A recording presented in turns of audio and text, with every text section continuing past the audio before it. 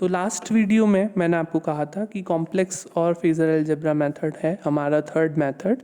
तो third method में complex और फेजर अलजेब्रा मेथड में हमारा जो अप्लाइड वोल्टेज है हमने ले लिया applied voltage equals to V plus J zero.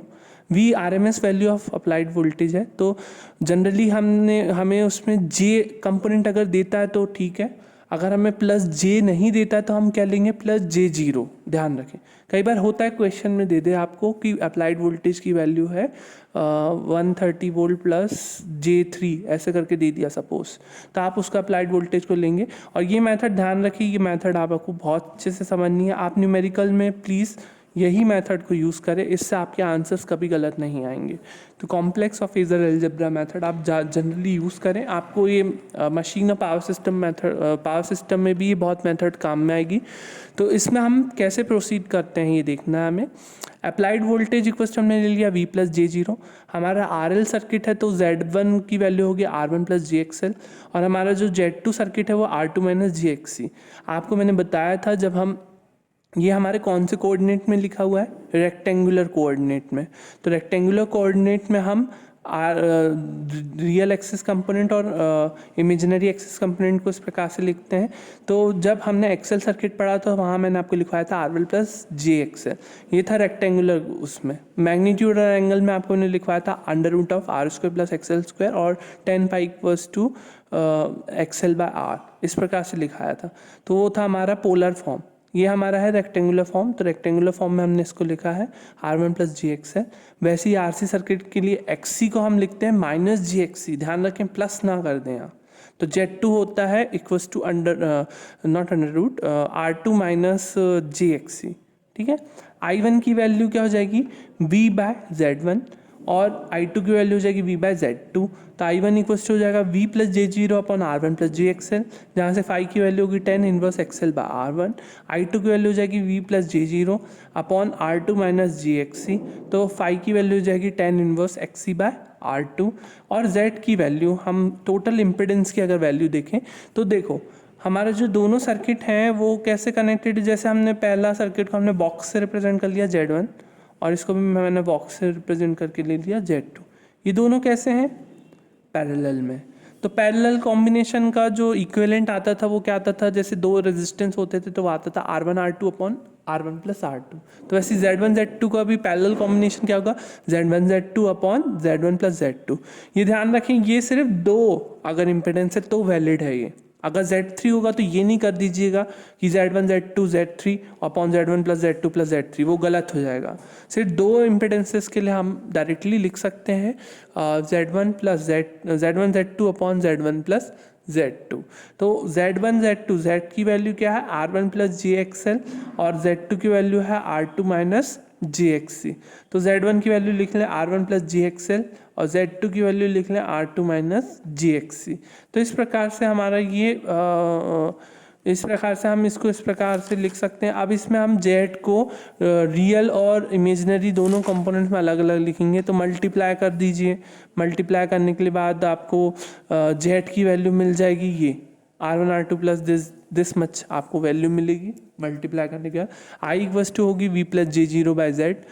तो जे जीरो है तो उसको आप नहीं लिखे भी लिखें और नहीं लिखे कोई फ़र्क नहीं पड़ता। वी अपॉन जेड होगा तो जेड की वैल्यू ये है, जेड का ऊपर चले जाएगा तो ये R one plus R two, इस तरीके से वैल्यू हो जाएगी। तो आई की वैल्यू आ गई हमारे पास ये। पाई की वैल्यू हम निकाल सकते हैं आपके जो नीचे वाला एक्सप्रेशन है उससे। हम देखो ये v बाई जेड के रूप में लिखा हुआ है तो हम इसको माने जैसे, तो ये y कंपोनेंट क्या है हमारा XL R two minus X C R one, और x कंपोनेंट क्या है हमारा R one R two minus XL X C. तो इससे आप पाई की वैल्यू निकाल लें, पाई की वैल्यू निकल जाएगी तो आप कॉस फाई की वैल्यू निकाल सकते हैं। कॉस फाई वैल्यू निकल जाएगी, उसके बाद आप w equals to V I cos phi active power consumption, ये आप वी आई कॉस फाई निकाल सकते हैं। अब इसमें और सर्किट्स हो सकते हैं, हर सर्किट में आपको इसी प्रकार से प्रोसीड करना है। दो आरसी सर्किट हो सकते हैं, दो आरएल सर्किट हो सकते हैं, आरएल आरसी और आर और आरएलसी हो सकता है, और आरएलसी नीचे आरएल हो सकता है, ऊपर आरएलसी नीचे आरएलसी हो सकता है। तो बहुत कॉम्बिनेशन संभव है। तो इसमें आपको जो भी सर्किट आता है तो आपको यही मेथड्स प्रेफर करके लिखना है। तो आपको ये काम करना पड़ेगा खुद से। और इसके अलावा आपको जो क्वेश्चंस हैं, क्वेश्चंस इस प्रकार से आ सकते हैं।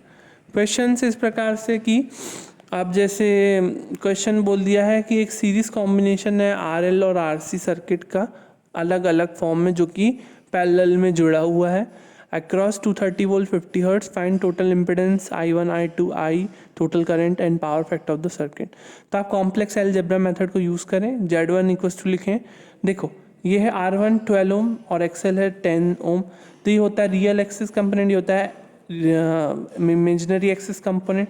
तो 12 प्लस XL है तो 10J और XC है तो -15J। तो ये R प्लस JXL और R माइनस JXC लिखा हुआ है।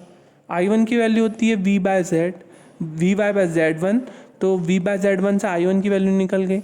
इसको आप इस फॉर्म में भी लिख सकते हैं या तो एंगल के फॉर्म में एम्पियर और मैग्नीट्यूड और एंगल के फॉर्म में लिख के एम्पियर में कर सकते हैं, ठीक है।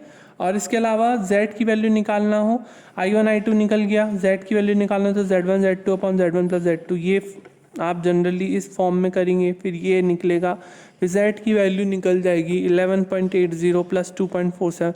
ये सब मैथमेटिक्स आपको आते होंगे मुझे लगता है, नहीं आते तो कॉम्प्लेक्स नंबर पढ़िए आप मैथ्स में और उससे सीखिए कैसे करते हैं। जे स्क्वायर हो जाता है, जे स्क्वायर की वैल्यू होती है -1, जे की वैल्यू होती है √(-1), जे क्यूब क्या हो जाएगा, जे स्क्वायर इंटू जे करेंगे, जे स्क्वायर होता है -1 और जे की वैल्यू हो जाएगी तो जे क्यूब इक्वल्स टू -j हम लिख सकते हैं, है ना। तो वो सब मल्टीप्लिकेशन कर सकते हैं। फिर 12 इंटू 20 माइनस 12 इंटू 15J, फिर 10 into 20J plus minus minus, फिर जे स्क्वायर, फिर जे स्क्वायर भी माइनस, फिर प्लस हो जाएगा अल्टीमेटली। तो फिर जो भी वैल्यू आएगी वो लिख लें। इनको डायरेक्ट आप प्लस कर सकते हैं। 12 प्लस 20 32, 10 माइनस 15 माइनस 5J। तो जेड की वैल्यू आ गई आपके पास ये ओम। ध्यान रखिए यूनिट ज़रूर लिखें, मैं कई जगह यूनिट्स लिखना भूल जाता हूँ, आप ना भूलें, आपके नंबर कट जाएंगे। तो इसलिए आप ध्यान रखें। और इस प्रकार से आई की वैल्यू ये आ गई हमारे पास। आई की वैल्यू में देखो एंगल की फॉर्म में लिखोगे, टोटल करंट है ये, दिस इज टोटल करंट। और टोटल करंट के से ही आप बता सकते हैं कि पर्टिकुलर सर्किट का पावर फैक्टर लीडिंग है कि लैगिंग है ना। पावर फैक्टर लीडिंग है कि लैगिंग आप करंट, टोटल करंट आई के एंगल से बता सकते हैं। टोटल करंट एंगल जो हम लिखेंगे यहाँ पे, जो आप निकालेंगे तो हो सकता है पोलर फॉर्म, रेक्टेंगुलर फॉर्म में। रेक्टेंगुलर फॉर्म से आपको पोलर फॉर्म में करना है। पोलर फॉर्म के रेक्टेंगुलर से पोलर, पोलर से रेक्टेंगुलर कैसे करते हैं you can see in my previous classes. और यहाँ पर जो आएगा पोलर फॉर्म में 19.07 और एंगल में क्या हो जाएगा, एंगल की वैल्यू आएगी नेगेटिव। तो नेगेटिव है एंगल की वैल्यू, करंट की वैल्यू नेगेटिव है, मतलब कि वो वोल्टेज को क्या कर रहा है, लैग कर रहा है। तो वोल्टेज को लैग कर रहा है तो फाई की वैल्यू हो गई दिस वन, कॉस फाई की वैल्यू हो गई दिस वन। और इसमें कितना पावर फैक्टर आएगी आप मेरे को आंसर भेजेंगे क्लास कमेंट्स में। इसके साथ साथ आप देखिए नेक्स्ट क्वेश्चन है आपका, ये मैं सोल्यूशन नहीं करवाऊंगा, ये आपको खुद करना है, ध्यान रखें। तो आप सुन ले ध्यान से कैसे करना है। Z1 की वैल्यू दी हुई है, Z2 की वैल्यू दी हुई है, पैरेलल में लगे हुए हैं इसके क्रॉस। तो इम्पिडेंस क्या होगा, टोटल करंट क्या होगा, पावर फैक्टर क्या होगा सर्किट का, ये निकालें। इसका आंसर में क्वेश्चन का आंसर्स क्लास कमेंट्स में भेजें। जो पहले आंसर भेजता है मैं समझ जाऊँगा कि वो वीडियो देख रहा है। आपकी परफॉर्मेंस में आपको इम्प्रूव करना पड़ेगा, क्योंकि आपने देखा है इंटरनल असेसमेंट के मार्क्स से आपका रिज़ल्ट कितना गलत आया है कई लोगों का। तो आप नहीं करेंगे चीज़ों को फॉलो, अच्छे से नहीं करेंगे तो ऐसे ही रिज़ल्ट आता रहेगा। अच्छा रिज़ल्ट आए इसलिए सारी चीज़ें, सारी इंस्ट्रक्शंस को आपको फॉलो करना है। Z1 equals to this, Z2 equals to this. अब आपको देख के लग रहा होगा ना R प्लस JXL और R प्लस JXL, तो दोनों RL सर्किट है, देख रहे हैं ना, दोनों RL सर्किट है जो कि सीरीज में है, परंतु उन दोनों का कॉम्बिनेशन जो है वो पैरेलल में लगा हुआ है। तो ये सर्किट में आपको वैल्यूज़ देख के समझ में जाएगा, ठीक है। कई बार क्वेश्चन में ऐसा भी होगा कि आपको R की वैल्यू दे दी है ना, और आपको फिर दे दिया L की वैल्यू, L दे दिया है इतने, जैसे 2 मिली हेनरी, है ना। तो आपको एल से इसको एक्सएल में बदलना पड़ेगा, दैट इज 2πfl। ध्यान रखें एक्सएल में बदलना है, ये नहीं कर देना 2 + 2j, इस प्रकार से गलत हो जाएगा। तो 2π इंटू एफ 50 इंटू 2 इंटू 10⁻³ इस प्रकार से प्रोसीड करके एक्सेल की वैल्यू जो निकालोगे फिर r+j एक्सेल के फॉर्म में लिखोगे। ये इस प्रकार से क्वेश्चंस बन सकते हैं बहुत सारे डिफरेंट। तो हर प्रकार के क्वेश्चन करवाना संभव नहीं है, तो ध्यान रखें आपको कैसे करना है। हालांकि मैं आपको असाइनमेंट में देने वाला हूँ क्वेश्चन अलग अलग प्रकार के, तो आप लेकिन ये चीज़ें ध्यान रखें कि कैसे चीज़ें को करना है। तो इसका आंसर मुझे कमेंट्स में भेजिएगा, है ना।